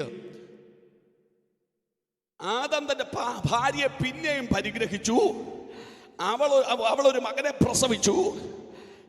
നിങ്ങൾ ശ്രദ്ധിച്ചേ, അവൾക്കൊരു മകനെ കിട്ടിയെന്ന് എഴുതിയാൽ പോരെ? കയീൻ കൊന്ന ഹാബേലിനു പകരം അവൾക്ക് ഒരു മകനെ കൊടുത്തു എന്ന് പറഞ്ഞവന് ശേത്തെന്ന് പേരിട്ടു. അപ്പൊ നഷ്ടങ്ങളുടെ കലവറ അറിയാവുന്നവൻ, ഹല്ലേലൂയ, ആ പദം എഴുതി ചേർക്കുക. ഇന്ന് രാത്രി ദൈവത്തിന്റെ ആത്മാവനോട് പറയുകയാ, നിന്റെ നഷ്ടത്തിന്റെ കണക്ക് നീ കണക്കാക്കുന്നതിനേക്കാൾ, നിന്റെ വേദനയുടെ ആഴം നീ അറിയുന്നതിനേക്കാൾ, നിന്റെ തകർച്ചയുടെ ആഴം നീ അറിയുന്നതിനേക്കാൾ, നിന്റെ ഭാരത്തിന്റെ ഡെത്ത് നീ അറിയുന്നതിനേക്കാൾ നന്നായി അറിയുന്ന ഒരു ദൈവമുണ്ട്. അവൻ ഇന്ന് പകൽ ഇങ്ങനെ വിളിച്ചു പറയുകയാ, നഷ്ടം നികത്താൻ കഴിയുന്നവനാണ് നിന്റെ ദൈവം. നഷ്ടപ്പെട്ടതിന് പകരം തരാൻ കഴിയുന്നവനാണ് നിന്റെ ദൈവം. ഇന്ന് രാത്രി ദൈവാത്മാവ് പറയുക, നിന്റെ നഷ്ടത്തിന് പകരമായി ചിലത് നിന്റെ കയ്യിലേക്ക് കൈമാറാൻ ദൈവത്തിന് പദ്ധതിയുണ്ട്. നഷ്ടപ്പെട്ടു പോയ കത്തിയും പാത്രവും ഒക്കെ എണ്ണി പുറത്തേക്ക് എടുപ്പിച്ചു. എങ്ങനെയാണ് ഒരു രാജാവ് കൊണ്ടുപോയത്? ഒരു ഗവൺമെന്റ്, നെബൂഖദ്നേസർ ഒരു ഗവൺമെന്റാ അല്ലേ? ബാബിലോണിയ ഗവൺമെന്റാ. അതിന് പകരം ദൈവം അതിലും താഴെയുള്ള ഒരു ഗവൺമെന്റിനെ അഭിഷേകം ചെയ്തു. Price the Lord. അപ്പോൾ ഒരു ഗവൺമെന്റ് വഴി അടച്ചാൽ വേറൊരു ഗവൺമെന്റിനെ കൊണ്ട് ദൈവം ചെയ്യും. അങ്ങനാണെങ്കിൽ ഇന്ന് രാത്രി ആമൻ ഋഷി സുനക് അല്ല, നരേന്ദ്രമോദി അല്ല, ആമൻ ലോകത്തിലെ ഏത് ഗവൺമെന്റ് വഴി അടച്ചാലും ദൈവമക്കൾ പറയണം, ഇതിനപ്പുറത്തൊന്നും കൊണ്ട് തുറന്നിന്റെ വാഗ്ദത്തത്തെ തരാൻ കഴിയുന്ന ഒരു ദൈവം ജീവിക്കുന്നുണ്ട്. ഇന്ന് രാത്രി നഷ്ടങ്ങളെ ഓർത്ത്, ശത്രു വഴി അടയ്ക്കുന്നത് ഓർത്ത്, ഗവൺമെന്റ് വഴി അടയ്ക്കുന്നത് ഓർത്ത് നീ ഭാരപ്പെടണ്ട. വഴി തുറക്കാൻ കഴിയുന്ന ഒരുവനുണ്ട്. അഭിഷേകത്താൽ ചെയ്യാൻ കഴിയുന്ന ഒരുവനുണ്ട്. നഷ്ടങ്ങളെ ലാഭമാക്കാൻ കഴിയുന്ന ഒരു ദൈവമുണ്ട്. നഷ്ടങ്ങൾക്ക് പകരം തരാൻ കഴിയുന്ന ഒരു ദൈവമുണ്ട്. എന്തിനെന്ന് നീ ചോദിക്കണ്ട. ഇന്ന് രാത്രി ഇങ്ങനെ സംഭവിച്ചത് എന്തിനെന്ന് ചോദിക്കണ്ട. അവൻ സംഭവിച്ചതിന് പകരം ചെയ്യാൻ കഴിയുന്ന ഒരു ദൈവം ഈ രാത്രി നിനക്ക് വേണ്ടി ഉയരത്തിലുണ്ടെന്ന് ആത്മാവി രാത്രി ദൂത് പറഞ്ഞാൽ അതിനോട് ആമേൻ പറയാൻ പഠിക്കട്ടെ. ഇത് രാത്രി മടങ്ങി വരിക. നമ്മള് യോശുവയുടെ പുസ്തകം തീർക്കാൻ പറ്റുകയല്ല. മടങ്ങി വരിക. യോശുവയോട് പറയാ, ഇസ്രായേലിനെ യെരിഹോവിനെ ഞാൻ നിന്റെ കയ്യിൽ ഏൽപ്പിച്ചിരിക്കുന്നു. അപ്പോ ഏൽപ്പിച്ചു എന്ന ദൂത് കേട്ടിട്ടാണ് ഇവൻ എന്ത് ചെയ്ത് പ്രാപിക്കാൻ ചെന്നത്. ദൈവം പറയാ, യോശുവയോട് പറയാ. 2-ാമത്തെ വാക്യം വായിക്കാം. 2-ാമത്തെ വാക്യം യോശുവയുടെ 6:2. യഹോവ യോശുവയോട് യഹോവ യോശുവയോട് കൽപ്പിച്ചത് എന്നേ മലയാളം ബൈബിളുള്ളൂ. അതെ, പക്ഷെ ഇംഗ്ലീഷ് ബൈബിൾ എങ്ങനെയാ? The Lord said unto Joshua, see എന്നൊരു പദം കാണാം. ഇതൊക്കെ വായിച്ചു മതി. ഷെഫി അതിനെ സിമ്പിളായിട്ട് വായിച്ചു വിട്ടെ. The Lord said unto Joshua, see. ആ എഴുതിയിരിക്കുന്ന see എന്ന പദം മലയാളത്തിലേക്ക് ട്രാൻസ്ലേറ്റ് ചെയ്തിട്ടില്ല. പക്ഷേ അതിന് അവിടെ കൊടുത്തിരിക്കുന്ന എബ്രായ പദം RAAH എന്നൊരു വാക്ക്. ആ ഭാഷ മലയാളത്തിലേക്ക് ട്രാൻസ്ലേറ്റ് ചെയ്ത് കിട്ടിയിട്ടില്ല. എന്താണ് റാ എന്ന വാക്കുകൊണ്ട് അർത്ഥമാക്കുന്നത്? റാ എന്ന വാക്കിന്റെ അർത്ഥം, ഒരർത്ഥം നീ ആത്മാവിൽ കാണണമെന്നാണ്. എങ്ങനെയാ? വെളിപ്പാടിൽ കാണണം, വെളിപ്പാടിൽ കാണണം. പിന്നെ ഒന്ന്, നീ ആത്മാവിൽ കാണണം. ഇനി മറ്റൊരർത്ഥം ഞാൻ കുറച്ചുകൂടെ വയോജനം പഠിച്ചപ്പോൾ എനിക്ക് മനസ്സിലായി. ഒരു ചിന്ത പറയാം. ഈ റാ എന്ന പദം വേറൊരു ഭാഗത്തോട് ഉപയോഗിച്ചിട്ടുണ്ട് ബൈബിളിൽ. ഹല്ലേലൂയ. അത് ഉൽപ്പത്തി പുസ്തകം 2-ാമത്തെ അധ്യായത്തിന് ഒടുവിലത്തെ വാക്യത. അത് എല്ലാ സൃഷ്ടിയെയും സൃഷ്ടിച്ച ശേഷം ദൈവം നോക്കി നല്ലതെന്ന് കണ്ടു. അവിടെ കൊടുത്ത പദം എന്താ? റാ എന്ന പദമാ. അങ്ങനെയാണെങ്കിൽ ദൈവം നോക്കുന്നത് പോലെ നോക്കുക. Praise the Lord. Hallelujah. നിങ്ങൾക്കറിയാമോ ദൈവം നോക്കിയാലെ സ്ഥിതി? ദൈവം നോക്കിയാലെ സ്ഥിതി വേദപുസ്തക ചരിത്രത്തിന് തെളിയിക്കേണ്ടതാ. ഹല്ലേലൂയ. അന്ന് രാത്രി യഹോവ, ഹല്ലേലൂയ, ആമേൻ, മിസ്രയീമിലെ സൈന്യത്തിന് നേരെ നോക്കി എന്നൊരു പദം എഴുതിയിട്ടുണ്ട്. അന്ന് തീർന്ന അവന്റെ പരിപാടി. ഹല്ലേലൂയ. ഈ രാത്രി മനസ്സിലാക്കുന്ന ദൈവമക്കളെ, ദൈവം നോക്കിയാൽ അതാ സ്ഥിതിയെങ്കിൽ അറാ എന്ന പദം യോശുവയോട് പറയാ, നീ വാഗ്ദത്തമുള്ളവൻ, വാഗ്ദത്തത്തിന് മുന്നിൽ ശത്രു വഴി അടച്ചിരിക്കുമ്പോ നീ നോക്കണം, ആത്മാവിൽ നോക്കണം. എങ്ങനെ? ദൈവം കാണുന്നത് പോലെ. എന്താ അതിന്റെ അർത്ഥം? ഒരർത്ഥം കൂടെ പറയാം. ആമേൻ, വാഗ്ദത്തമുള്ളവൻ ആത്മാവിൽ അത് പ്രാപിക്കുന്നത് കണ്ട തളരുകയല്ല. ശരിയല്ലേ ചോ? വാഗ്ദത്തമുണ്ട്, വഴി അടഞ്ഞു കിടക്കുക. വാഗ്ദത്തമുണ്ട്, പ്രതിസന്ധിയാ. വാഗ്ദത്തമുണ്ട്, നിയമം എതിരാ. പക്ഷേ ആ നിയമവും എതിരായി വഴി അടഞ്ഞ് വാതിലടഞ്ഞ് എല്ലാം പ്രതിസന്ധിയായി നിൽക്കുമ്പോഴും ദൈവം കാണുന്നത് പോലെ കാര്യത്തെ കാണാനും ആത്മാവിൽ ദൈവം കൈമാറിയത് കാണാനും അകത്തു ബലപ്പെട്ടാൽ അവൻ മനസ്സ് തളരില്ല. അവൻ വാഗ്ദത്തം കയ്യിലേക്ക് വരും. ഇന്ന് രാത്രി ദൈവമക്കളോട് ഞാൻ ഇങ്ങനെ ആത്മാവിൽ വിളിച്ചു പറയാ, നിന്റെ പ്രതിസന്ധികളെ കണ്ടു നീ തളരണ്ട, നിന്റെ വേദനകളെ കണ്ടു നീ തളരണ്ട, വഴിയടഞ്ഞ അനുഭവങ്ങളെ കണ്ട് തളരണ്ട, മുമ്പിലുള്ള പ്രതികൂലത്തെ കണ്ട് തളരണ്ട. ഇന്ന് രാത്രി ആത്മാവിൽ ദർശിക്കുക. അവൻ ആത്മാവിൽ ഒന്ന് കാണാൻ ശ്രമിക്കുക. നിന്റെ കയ്യിലേക്ക് ദൈവം അത് വെച്ചു തന്നത് ആത്മാവിൽ കണ്ടുകൊണ്ട് സ്തോത്രം ചെയ്യാൻ ശ്രമിക്കുക. ഇന്ന് രാത്രി പ്രതിസന്ധികൾ വഴിമാറാൻ തുടങ്ങുകയാണ്. ഞാൻ ഒന്നുകൂടെ വിശദീകരിച്ച് നമ്മുടെ സമയം ഒന്നുകൂടെ വിശദീകരിച്ച് ആ ദൂതിലേക്ക് വന്ന് എന്നെ ദൈവം ഏൽപ്പിച്ച ഒരു സന്ദേശം പറഞ്ഞ് ഞാൻ അവസാനിപ്പിക്കാം. ശ്രദ്ധിക്കണം. ദൈവം പറയുകയാണ്, നീ എന്ത് ചെയ്യണം? ആത്മാവിൽ അതിനെ കാണണം. എന്താണ് കാണേണ്ടത്? നിന്റെ കയ്യിലേക്ക് ഇത് തന്നിരിക്കുക. ഇനി താഴ്ത്തു വായിച്ചു 6:2. മലയാളത്തിൽ വായിച്ചിട്ട് ഇംഗ്ലീഷ് വായിച്ചു. മലയാളത്തിൽ വായിച്ചിട്ട് ഇംഗ്ലീഷ് വായിച്ചു. വേണം, എല്ലാ കുഴപ്പമില്ല, ഏതിലും വായിച്ചു. മലയാളം ഇംഗ്ലീഷ് ഏതിലും വായിച്ചു. സ്തോത്രം. ആ ആ ആ ആ ആ ആ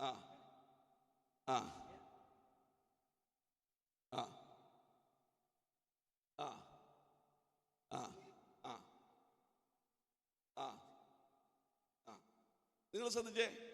ദൈവം യോശുവയോട് പറയാ, ജനം ചുറ്റി നടക്കണം. എവിടെ? എത്ര പ്രാവശ്യം ചുറ്റണം?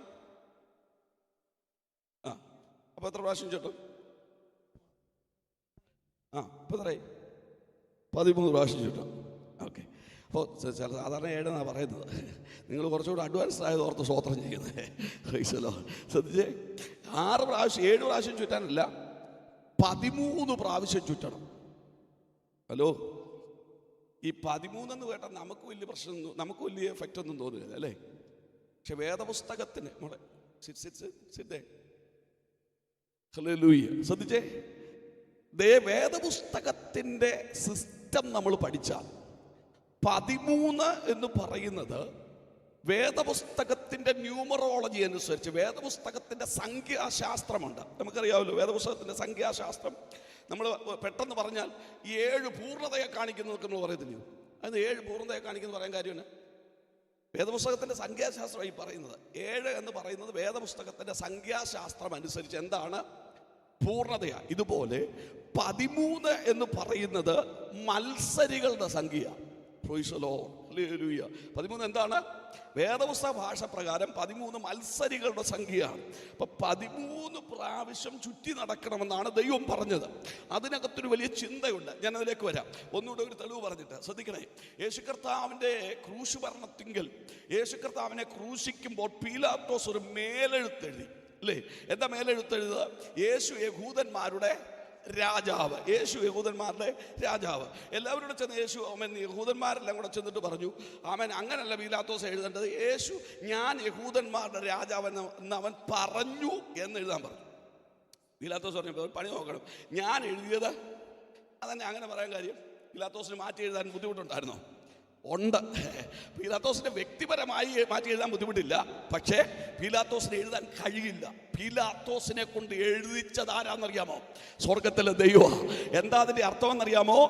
യേശു യഹൂദന്മാരുടെ രാജാവ് എന്നുള്ള ആ വാക്കിന്റെ സംഖ്യാശാസ്ത്രം പരിശോധിച്ചാൽ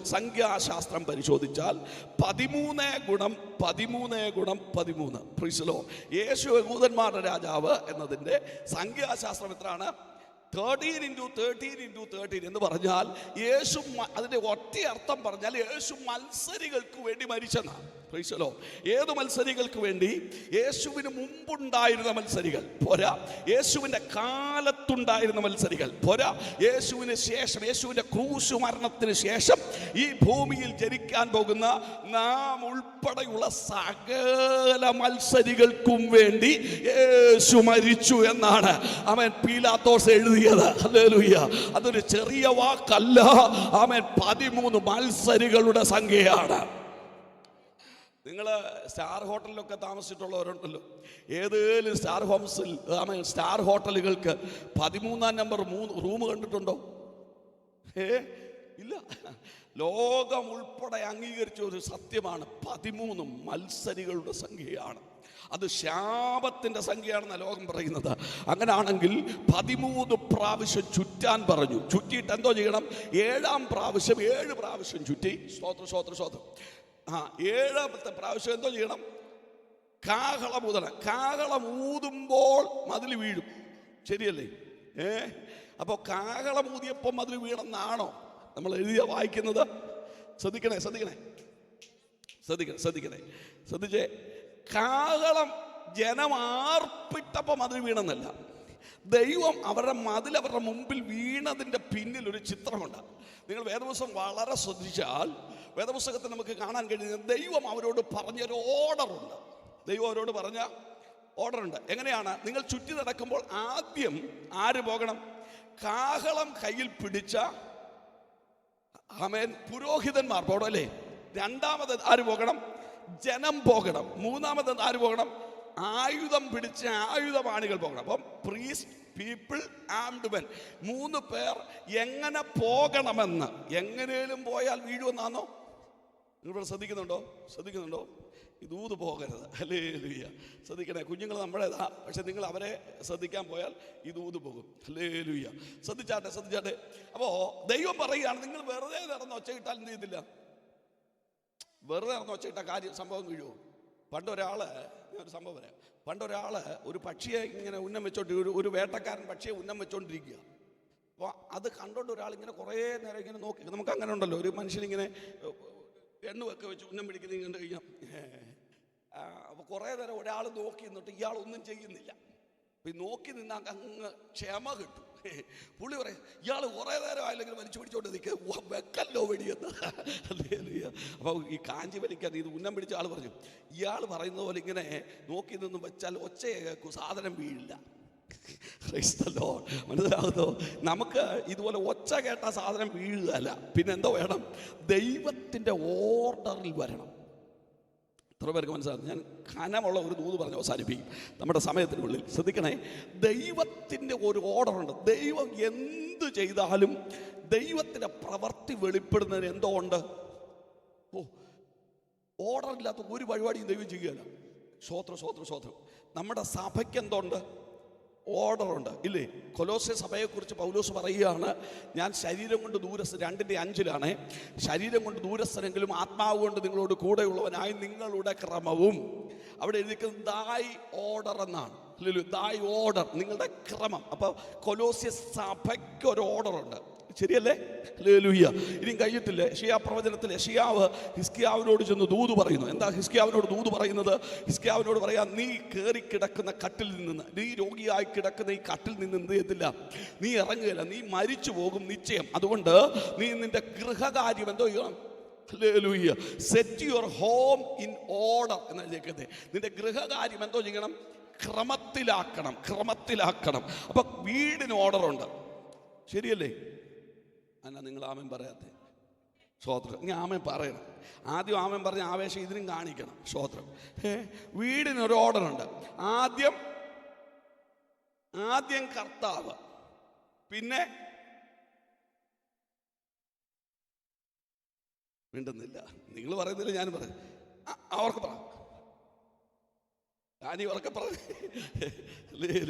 ആദ്യം കർത്താവ്, ശരിയല്ലേ? പിന്നെ അതോ ആരും ഭാര്യയാണോ? ഇവിടെ തിരിച്ചാ പാസേ. കാര്യം അവളെ NHS വർക്ക് ചെയ്യുന്നതാണ്.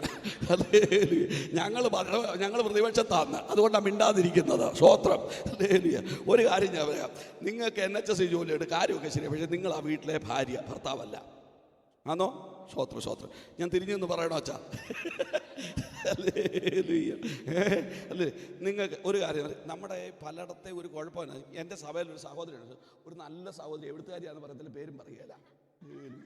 ആ സഹോദരി ഒരിക്കൽ ഭർത്താവിനോട് ചോദിക്കുക, 18 കൊല്ലം കഴിഞ്ഞു കല്യാണം കഴിഞ്ഞിട്ട്. അച്ഛനോട് പറയാം, തനിക്ക് എന്നെ ഇതുവരെ ശരിക്കും അറിയത്തില്ലെന്ന്. ഞാൻ അന്നേരം ചോദിച്ചു, എൻ്റെ കർത്താവ് 18 കൊല്ലം കൊണ്ട് അറിയാത്ത എന്നാ സാധനമായത്? പിന്നെ പറയാ, തന്നെ ഞാനല്ലയോടോ കെട്ടിയതെന്ന്. മനസ്സിലാവുന്നോ? ഒരു കാര്യം പറയാം, ആമേൻ, നിങ്ങൾക്ക് നല്ല ജോലി ഉണ്ടാകാം, നിങ്ങൾക്കായിരിക്കും ഏറ്റവും കൂടുതൽ ശമ്പളം, ഓക്കെ. എന്നാലും നിങ്ങളുടെ ഭർത്താവ് വീട്ടിലെ പാസ്റ്ററിലും ആമേൻ പറ. വിശ്വാസികൾ ആമേൻ പറയത്തില്ല, പേടിച്ചിട്ടാ. പാസ്റ്റർക്ക് ആമേൻ പറയാമല്ലോ. ശ്രദ്ധിച്ചേ. ഞാൻ ഒരു കാര്യം പറയാം, നിങ്ങൾക്കായിരിക്കും ശമ്പളം കൂടുതൽ, നിങ്ങൾക്കായിരിക്കും വിദ്യാഭ്യാസവും കൂടുതൽ, നിങ്ങൾക്കായിരിക്കും സൗന്ദര്യവും കൂടുതൽ, നിങ്ങൾക്കായിരിക്കും പ്രായവും കൂടുതൽ. എന്നാലും നിങ്ങൾ ആര്? ഹല്ലേലൂയ. മനസ്സിലാകുന്നോ? വീട്ടിനകത്ത് ഓർഡർ തെറ്റല്ല. സഭയ്ക്കകത്ത് ഓർഡർ ഇല്ലേ? സഭയ്ക്കകത്തുണ്ട്. നീ ആരാധനയ്ക്ക് ഓർഡർ ഇല്ലയോ? നിങ്ങൾ എബ്രായ ലേഖനം വായിച്ചു നോക്കണം. ആരാധന ഇവിടെ ചട്ടമെന്നാണ് എഴുതിയിരിക്കുന്നത്. ആരാധനയുടെ ചാട്ടമെന്നാണോ? അല്ല, നമ്മുടെ ആരാധനയുടെ ചാട്ടമെന്നല്ല, ആരാധനയുടെ. അപ്പൊ ആരാധനയ്ക്ക് ചട്ടമില്ലയോ? നീ സഭായോഗങ്ങൾക്ക് ചട്ടമില്ലയോ? എൻ്റെ ദൈവമക്കളെ, ഞാൻ ഈ ഇടയ്ക്ക് ഒരിടത്ത് ചെന്ന ഒരു പാസ്റ്ററിനോട് പറയാം, സമയം പോന്ന് ഞാൻ ദൂത് അവസാനിപ്പിക്കാമെങ്കിലും പറയാം. എനിക്കൊരു അനുഭവം പറഞ്ഞിട്ട് വേണം ദൂത് അവസാനിപ്പിക്കാൻ. ഇത് വന്നതുകൊണ്ട് പറഞ്ഞില്ല, ഞാൻ ഇനി ഇങ്ങോട്ട് വന്നില്ലെങ്കിലോ? സ്തോത്രം. ഹല്ലേലൂയ. അവസരം കിട്ടുമ്പോൾ പറഞ്ഞിട്ട് ഞാനൊരു ഉപദേശിയല്ലയോ? ഹല്ലേലൂയ. ശ്രദ്ധിക്കുക, ഞാനിവിടെ ചെന്നുണ്ടേ ഒരു ദൈവാസം പറയാം, എൻ്റെ പാസ്റ്ററെ, നമ്മളിങ്ങനെ ട്രഡീഷണൽ സിസ്റ്റത്തിലൊന്നും പോയാൽ പോരാ, നമ്മളെ ആത്മാവ് പ്രേരിപ്പിക്കുന്നത് പോലെ അങ്ങ്. ശരിയാ, ആരാധനയ്ക്ക് ആത്മപ്രേരണ ഉണ്ട്, ഇല്ലെന്നല്ല. സഭായോഗത്തിന് എന്നെ ആത്മാവ് പ്രേരിപ്പിച്ചതുകൊണ്ട് നമുക്ക് എല്ലാവർക്കും കൂടെ പാട്ട് പാടിയായിരിക്കാം. അവനെ നല്ല ഒരു സൈക്കാട്രിസ്റ്റിനെ കാണിക്കണം. മനസ്സിലാവുന്നു? ഒരാൾ പറയാം, അങ്ങനെ പാടാൻ പാസ്റ്റ് ചെയ്തു. പാടുന്നതിന് എന്നാ കുഴപ്പം? പക്ഷെ ദൈവപ്രസാദം ഉണ്ടോ? ഇല്ല. പ്രത്യാശഗാനമാണ്, കുഴപ്പമൊന്നുമില്ല. പക്ഷേ സഭായോഗത്തിൽ ഞാൻ ചോദിച്ചത്, ഞാൻ ആ സഹോദരനോട് ചോദിച്ചു, എൻ്റെ ബ്രദറെ, നിങ്ങളുടെ മോളുടെ കല്യാണമാണ്, എന്നെ ആത്മാവ് പ്രേരിപ്പിച്ചു, പ്രത്യാശഗാനമാണ്, സമയമാ, നിങ്ങൾ എന്നെ വെറുതെ വിടുവോ? അതില്ല. പിന്നെ തന്നെ സഭായോഗത്തിൽ മാത്രം. സഭായോഗത്തിൽ എന്തു ആകാം? കൊച്ചിൻ്റെ കല്യാണത്തിന് നോ. നമ്മളെല്ലാം പരിജ്ഞാനത്തിലാണ് ചെയ്യേണ്ടത്, അല്ലേ? സ്തോത്രഗീതം പാടിയ സമയത്ത് സ്തോത്രഗീതം, ആമേൻ, പ്രത്യാശഗീതം പാടിയ സമയത്ത് നിങ്ങൾ ശ്രദ്ധിച്ച് ചോദിക്കുക, നിങ്ങളുടെ പപ്പായും മമ്മിയും മരിച്ചു കിടക്കുക.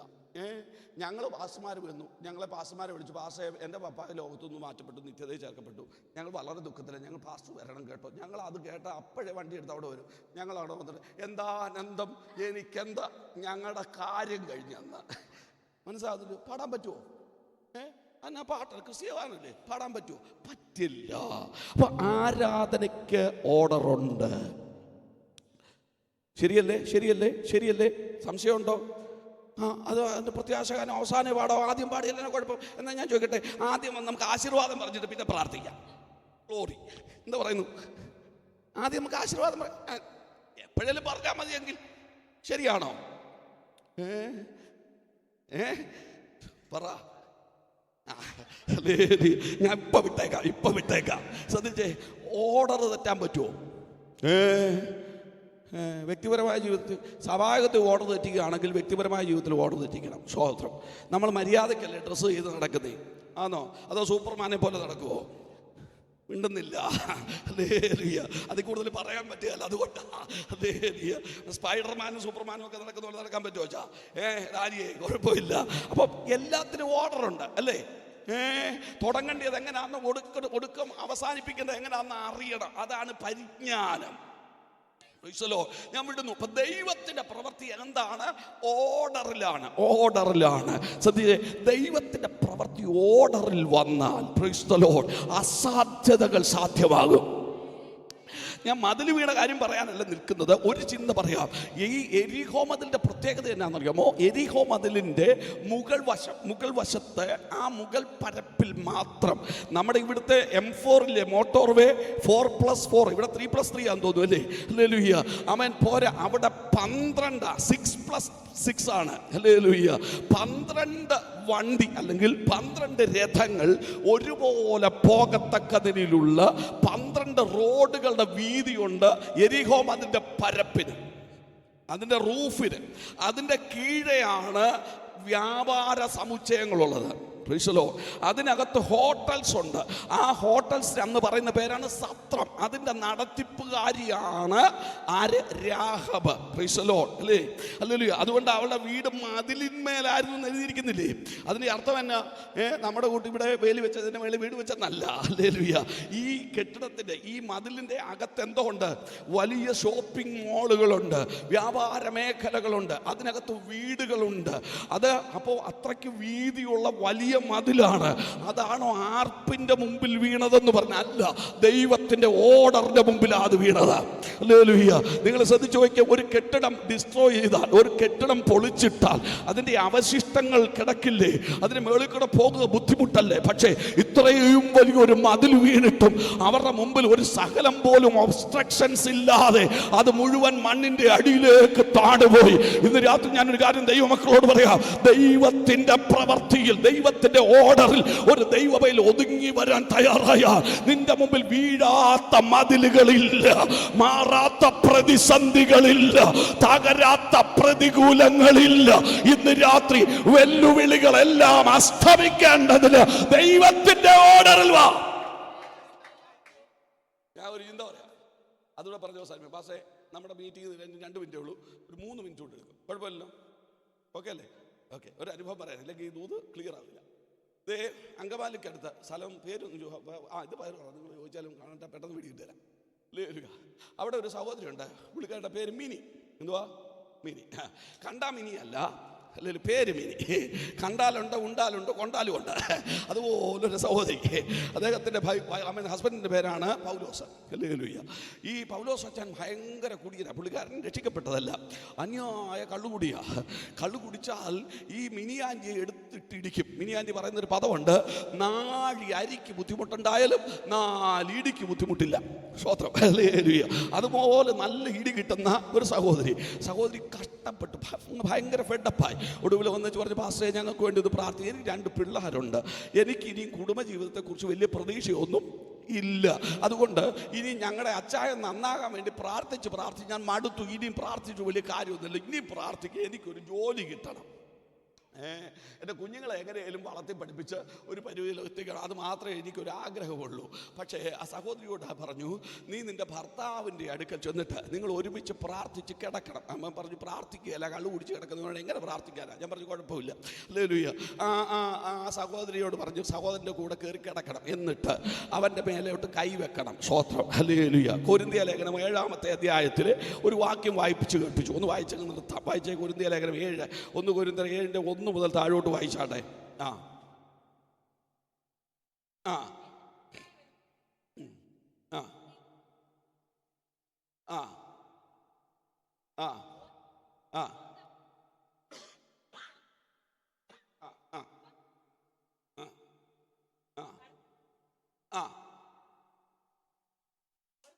ആ ഭാര്യയുടെ ശരീരത്തിന്മേൽ അവൾക്കല്ല, ഭർത്താവിനത്രേ. ഭാര്യയുടെ ശരീരത്തിന്റെ അധികാരി ആരാ? സ്തോത്രം. കൈവെപ്പ് ശുശ്രൂഷ ഒന്നും ചെയ്യല്ലേ. ഹല്ലേലൂയ. അടുത്ത വാക്യം. ഞങ്ങൾക്ക് ഇപ്പോഴാണ് ഇത് കിട്ടിയതെന്ന്. ഇനി ഞങ്ങൾ അങ്ങനെ ആണോ? ഹല്ലേലൂയ. നാളെ അങ്ങോട്ട് ചെന്ന് പാസ് പ്രസംഗിച്ചു, അച്ചാൻ്റെ ശരീരത്തിൽ ഇനി അച്ചാനല്ല എനിക്ക് അധികാരം, ഞാൻ കാണിച്ചു തരാം എന്ന് പറഞ്ഞ് കൈവപ്പ് ശുശ്രൂഷ ചെയ്യല്ല. പ്ലീസ്, എന്നെ വെറുതെ വിടണം. അങ്ങനല്ല അതിൻ്റെ അർത്ഥം. എന്താ അതിൻ്റെ അർത്ഥം? ഭാര്യയുടെ ശരീരത്തിൻ്റെ അധികാരി ഇനി ആരാ? ഭർത്താവിൻ്റെ ശരീരത്തിൻ്റെ അധികാരി ആരാ? അതുകൊണ്ട് നീ നിന്റെ ഭർത്താവിൻ്റെ ശരീരത്തിന്മേൽ കൈവച്ച് പ്രാർത്ഥിക്കണം. ഹല്ലേലൂയ. ഈ ശരീരം പിശാചിൻ്റെ അധികാരത്തിൻ്റെ കീഴിലല്ല, എൻ്റെ അധികാരത്തിൻ്റെ കീഴിലാണ്. യേശുവിൻ്റെ നാമത്തിൽ ഈ ശരീരത്തെ ബന്ധിക്കുന്ന മദ്യപാനത്തിൻ്റെ ആസക്തിയെ ശാസിക്കുന്നുവെന്ന് പറഞ്ഞ് പ്രാർത്ഥിക്കണം. അങ്ങനെ ആ സഹോദരി ഒരാഴ്ച പ്രാർത്ഥിച്ചു, 2 ആഴ്ച പ്രാർത്ഥിച്ചു, 3 ആഴ്ച പ്രാർത്ഥിച്ചപ്പോൾ അച്ചാൻ പറയുക, എടി ഇപ്പം കുടിക്കാനും തോന്നുന്നില്ല, ഇടിക്കാനും തോന്നുന്നില്ല. സ്വോത്രം. ഹല്ലേലൂയ. കുടിക്കാനും തോന്നില്ല, ഇടിക്കാനും തോന്നില്ല. അത് കഴിഞ്ഞൊരു പിറ്റേ വെള്ളിയാഴ്ച ഈ സഹോദരി പ്രാർത്ഥനയ്ക്ക് വന്നു തുടങ്ങി. ഹോളിൽ ചെന്ന് പിടിച്ചിരിക്കുന്ന സ്വഭാവമാണ്. അവൻ പറയുക, അവൻ പൗലോസച്ചാൻ മിനിയോട് പറയുക, എടി ആമൻ നിന്റെ വെള്ളിയാഴ്ച പ്രാർത്ഥന, നിന്റെ പ്രാർത്ഥനാലയം ഉണ്ടല്ലോ, അതിൻ്റെ ഇപ്പുറത്ത് താമസിക്കുന്നവൻ എന്നോട് കൂടി ഇരുന്ന് കുടിക്കുന്നവനാ. ഹല്ലേലൂയ. ഞങ്ങൾ കൂട്ടുകുടിയന്മാരാ, നിനക്കറിയാവോ അത്? അതുകൊണ്ട് ഒരു കാര്യം ചെയ്ത്, നീ വെള്ളിയാഴ്ച പ്രാർത്ഥനയ്ക്ക് പോകില്ലേ? നീ റെഡിയാവ്, നിന്നെ ഞാൻ കൊണ്ടുപോയി എൻ്റെ കൂട്ടുകൂടി എൻ്റെ വീടിൻ്റെ ഇപ്പുറത്ത് വിട്ടേക്കാം. അവനോട് പറഞ്ഞാൽ നിന്നെ ശരിയാക്കും. ഹല്ലേലൂയ. 3-ാമത്തെ ആഴ്ച കഴിഞ്ഞു. 4-ാമത്തെ ആഴ്ചയിൽ അച്ചായൻ, കുടിക്കുന്ന അച്ചായൻ, ഇടിക്കാത്ത അച്ചായൻ, ഇടിക്കാൻ പറ്റാത്ത അച്ചായൻ, അവളെ കൊണ്ടുപോയി ഹോളിൻ്റെ അടുക്കൽ കൊണ്ട് പ്രാർത്ഥനയ്ക്ക് വിട്ടു. കാമൻ കൂടുതൽ പറഞ്ഞില്ല. ഇപ്പോൾ ആ സഭയുടെ സെക്രട്ടറി പൗലോസ്ചാനാ. അത്രയും പറഞ്ഞാൽ മതിയല്ലോ. ഹല്ലേലൂയ. ഏതു വീഴാത്ത വൻമതിലും നിന്റെ പ്രാർത്ഥനയുടെ മുമ്പിൽ ദൈവത്തിൻ്റെ ഓർഡറിൽ ഒതുങ്ങി നിൽക്കുന്ന ഒരു സഹോദരിയുടെ, ആമേൻ, സഹോദരൻ്റെ പ്രാർത്ഥനയുടെ മുമ്പിൽ ഇടിയാത്ത വൻമതിലുകളില്ല. ഇന്ന് രാത്രി കണ്ണുകളെ അടയ്ക്കാൻ പോകുക. നിന്റെ മുമ്പിൽ പ്രതിസന്ധിയായി നിൽക്കുന്നത് എന്താ? നിന്റെ മുമ്പിൽ പോരാട്ടമായി നിൽക്കുന്നത് എന്താ? നിന്റെ മുമ്പിൽ വെല്ലുവിളിയായി നിൽക്കുന്നത് എന്താ? ശത്രുവിൻ്റെ ആരവങ്ങളാകട്ടെ, ദുഷ്ടന്റെ ചെയ്തികളാകട്ടെ, ഹല്ലേലൂയ, ഗവൺമെന്റിന്റെ പ്രതികൂലങ്ങളാകട്ടെ, നിയമത്തിന്റെ കുരുക്കുകൾ ആകട്ടെ, മുന്നോട്ട് പോകാൻ കഴിയാത്ത പ്രതികൂലങ്ങളാകട്ടെ, വഴിയടഞ്ഞ അനുഭവങ്ങളാകട്ടെ, ഇന്ന് രാത്രി ദൈവത്തിന്റെ ഓർഡറിലേക്ക് ഒതുങ്ങി വരുന്ന ദൈവപൈതലേ, നിന്റെ പ്രാർത്ഥനയുടെ മുമ്പിൽ, ദൈവിക ഓർഡറിന്റെ മുമ്പിൽ ജീവിക്കുന്ന ദൈവപൈതലേ, നിന്റെ വാക്കുകളുടെ മുമ്പിൽ വഴിമാറാത്ത പ്രതികൂലങ്ങളില്ല. യേശുവിന്റെ നാമത്തിൽ ഈ രാത്രി പ്രതികൂലങ്ങൾ വഴിമാറുന്നത് ആത്മാവിൽ കണ്ടുകൊണ്ട് ആമേൻ പറ. ഹല്ലേലൂയ. വൻമതിൽ കീഴ് കാമൻ വീഴുന്നത് ആത്മാവിൽ കണ്ട് യോശുവ പോലെ ഇന്ന് രാത്രി നിന്നെ വലയ്ക്കുന്ന, നിന്നെ ഒതുക്കുന്ന, നിനക്കെതിരെ വെല്ലുവിളിക്കുന്ന ആ പ്രതികൂലങ്ങൾ വീഴുന്നത് ആത്മാവിൽ കണ്ടുകൊണ്ട് ആമേൻ പറയാ. ഈ രാത്രി ഒരുമിച്ച് സഭ തയ്യാറാകട്ടെ.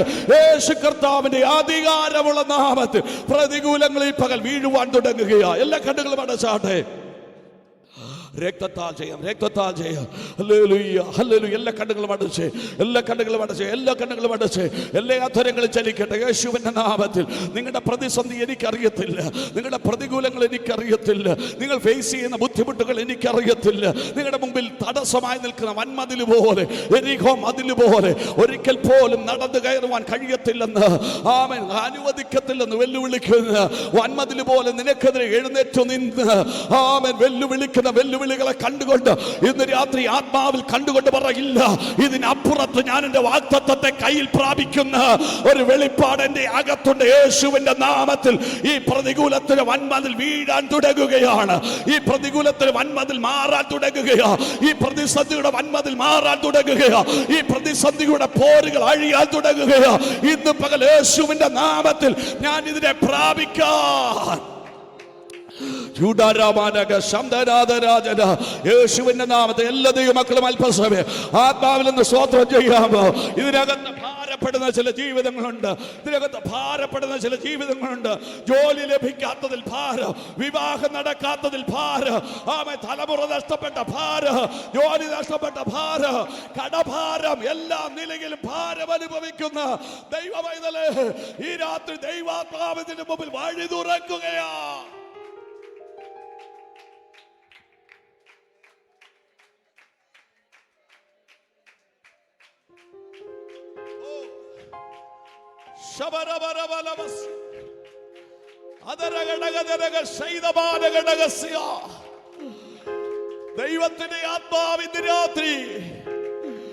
ദൈവത്തിന്റെ ആത്മാവിന്റെ രാത്രി പ്രവചിച്ചു പറയുന്നു, നിന്റെ മുമ്പിൽ വഴി അടഞ്ഞു നിൽക്കുന്ന ചില പ്രതികൂലങ്ങൾ നന്മ കാണാൻ അനുവദിക്കാതെ, നിലനിൽക്കുവാൻ അനുവദിക്കാതെ, വാഗ്ദത്തം പ്രാപിക്കുവാൻ അനുവദിക്കാതെ, മുന്നോട്ട് പോകാൻ അനുവദിക്കാതെ, ദൈവപ്രവൃത്തി കാണാൻ അനുവദിക്കാതെ യെരിഹോ പോലെ ഉയർന്നു നിൽക്കുന്ന ചില വൻമതിലുകൾ ഇന്ന് രാത്രി യേശുവിന്റെ നാമത്തിൽ ഇടിയുവാൻ പോകുകയാ. സൈന്യത്താലെ അല്ല, ശക്തിയാലെ അല്ല, എന്റെ ആത്മാവിനാ